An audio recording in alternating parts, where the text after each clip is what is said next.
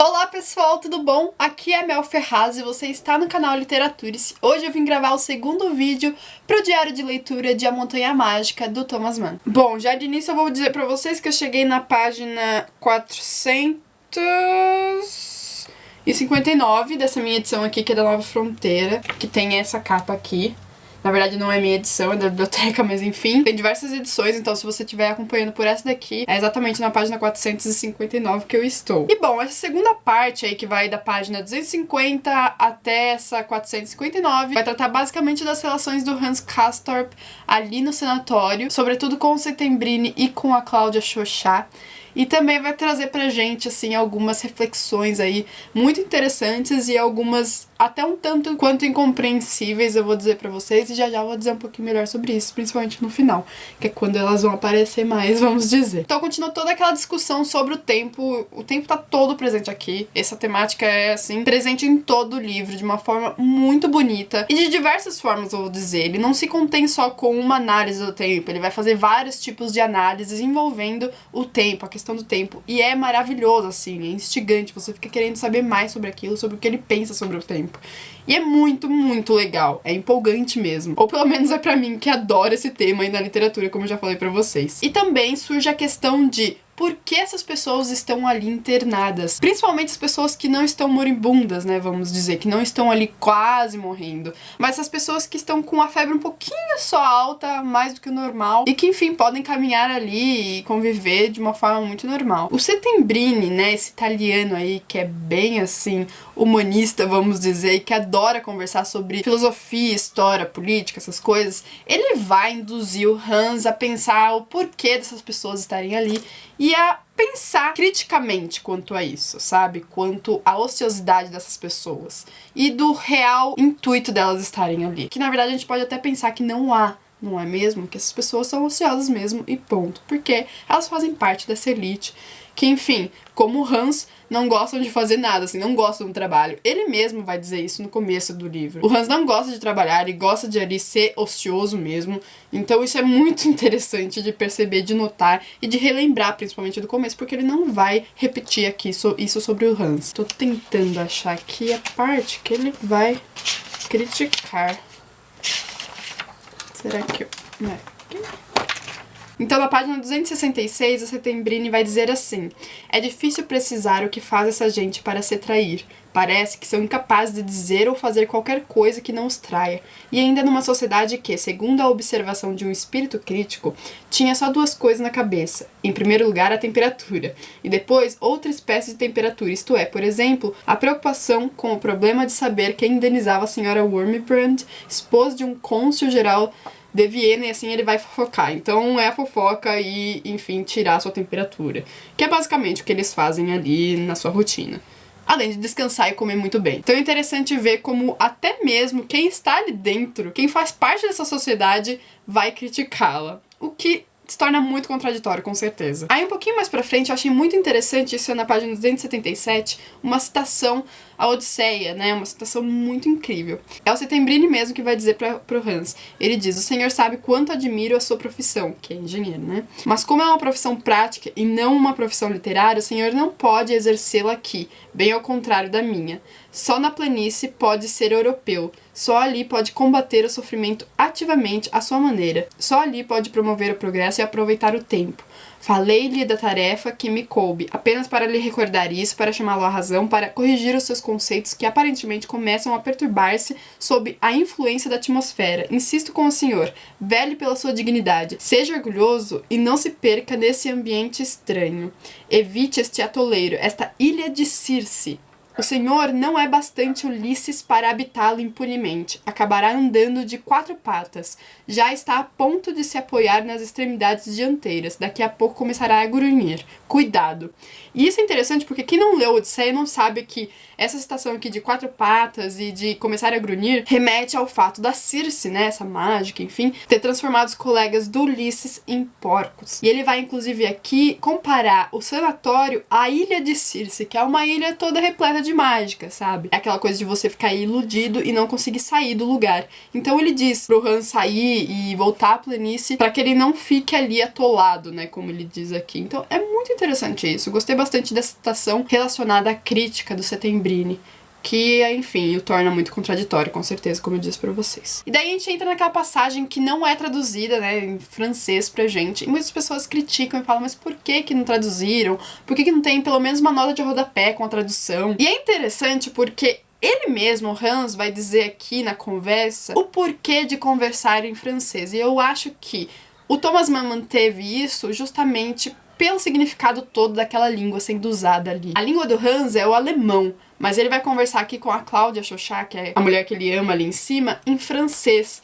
E ele vai dizer que francês é a língua do sonho. E o mais interessante disso tudo é notar que ele não vai falar totalmente em francês. Não só porque ele não domina muito bem a língua, mas porque ele vai estar no momento ali entre sonho e realidade. E essas duas esferas vão se combater sempre. E isso é transmitido pra língua. Ele vai alternar o francês e o alemão. Da mesma forma que vai alternar o sonho e a realidade pra ele. Porque ele vai revelar o seu amor pra Cláudia naquele momento ali, que é em pleno carnaval. Mas ao mesmo tempo ela vai lhe dizer que ela está indo embora no dia seguinte.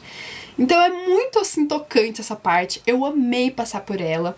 Não sei francês, eu tenho 1 ano só de francês, bem basicão. Vou deixar ali embaixo o link que me passaram, né, que me indicaram, que é de um blog que traduziu essas passagens. Eu não achei assim a tradução muito boa, mas isso é de uma leiga falando, claro. Mas enfim, ajudou muito, me fez entender as passagens, e é isso aí, bola pra frente. E uma coisa muito interessante dessa passagem, que é quando o Hans finalmente conversa com a Cláudia, é que ele vai conversar com ela justamente pra pedir o lápis dela emprestado pra ele, que é o que ele faz com o Pishbislav, né, aquele amigo que eu comentei no primeiro vídeo desse diário de leitura, que o faz lembrar muito a Cláudia. Na verdade, é o contrário, né, que a Cláudia faz ele lembrar muito do Pishbislav. Esse contato com a Cláudia começa e termina do mesmo jeito que foi o contato dele com esse colega, né, que ele amou quando jovem.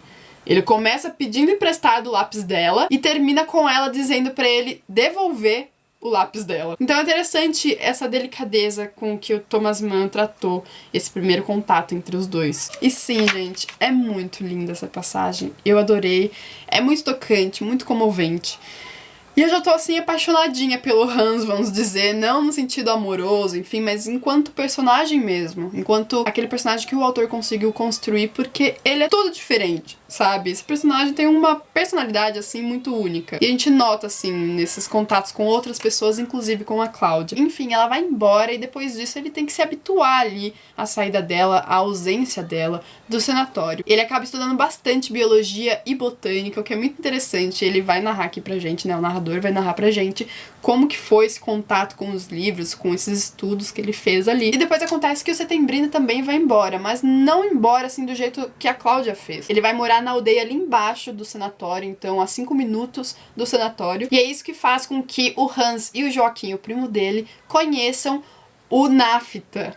E eu tô dando risada aqui porque é muito interessante esse personagem também, aliás, todos aqui são muito interessantes. Mas através do Settembrini, eles vão conhecer o Nafta, que é o vizinho de quarto do Settembrini. E os dois, o Settembrini e o Nafta, são de opiniões totalmente, assim, opostas. E os primos, o Hans e o Joaquim, estarão ali no meio dos dois, sabe? Como numa partida de tênis, sabe? Que você fica pra lá e pra cá, pra lá e pra cá.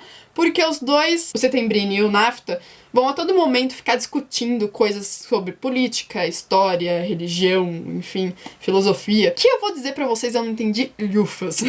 Mas vejam só, o Hans também não entendeu, principalmente na primeira conversa que eles tiveram. Ele disse assim: pelo contrário, tive a impressão de que aquela discussão virou uma bruta mixórdia. Pra mim também. Pra mim é tudo misturado, não quis dizer nada com nada. Eu tenho que voltar pra essas conversas pra tentar entender melhor. Mas é uma mistura de conceitos e filosofias que, enfim, deixa a gente mesmo confusos. E por fim, eu queria ressaltar uma parte que tá na página 412, que é na qual a gente fica sabendo que o Hans, ele é um admirador da astrologia. Ele diz que, sim senhor, o zodíaco, o círculo dos signos, as belíssimas constelações, Escorpião, Sagitário, Capricórnio, etc. Não é possível não se interessar por isso. Há 12 signos, como até você deve saber, 3 para cada estação, os ascendentes e os descendentes, a órbita das constelações que o Sol perfaz. Acho isso grandioso. Imagine que os encontraram pintados no teto de um templo egípcio, né?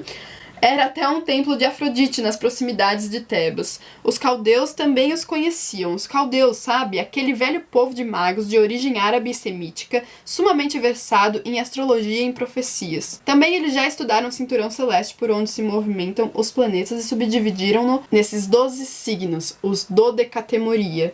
Acho que é assim que se pronuncia. Tais como nos foram transmitidos. É notável, isto é a humanidade. Isso me fez lembrar muito da modinha, né, atual de mapa astral, de signos, enfim, que eu estou inserida, eu posso dizer pra vocês. Então eu adorei isso. Eu sou bem diferente do Hans em muitos aspectos, mas em outros eu sou bem, assim, parecida com alguns pensamentos, eu concordo bastante. E ademais eu acho que é nessa parte do livro que eu tô comentando aqui com vocês hoje, que começa a colocar atrás da nossa orelha aquela pulguinha de qual é a metáfora por trás desse sanatório, dessa montanha, dessa sociedade que vive ali em cima, principalmente por conta da crítica do Settembrini, né? Então eu tô tentando desenvolver, eu sei de algumas coisas porque eu andei lendo e vendo várias críticas sobre o livro, enfim, mas eu tô tentando desenvolver por mim mesma, sabe, aos poucos e conhecendo cada vez mais essa sociedade, enfim, hoje tá difícil de falar por conta da gripe, vocês me entendem, não é mesmo? Me digam aqui nos comentários, vocês que estão me acompanhando nessa leitura, em qual parte vocês estão, o que vocês estão achando, né, de tudo isso que a gente tá vivenciando com essa leitura, que é maravilhosa. Eu vou tentar ler esse livro inteiro até sexta-feira, enfim, não sei se eu vou conseguir, mas com certeza o próximo vídeo é sobre a conclusão desse livro. Não sei se será no próximo domingo, mas provavelmente sim, eu espero que sim. Né, vizinho? Você quer vir participar aqui do vídeo? Adoro meus vizinhos, vocês sabem disso, né? É isso, eu tô amando esse livro mais ainda, espero que vocês também estejam gostando bastante. E a gente se vê no próximo vídeo, não é mesmo? Espero que vocês tenham gostado desse vídeo. Se vocês gostaram, não se esqueça do seu joinha, que vai me ajudar bastante na divulgação, e também de se inscrever no canal se ainda não é inscrito. Um grande beijo e até a próxima. Tchau, tchau!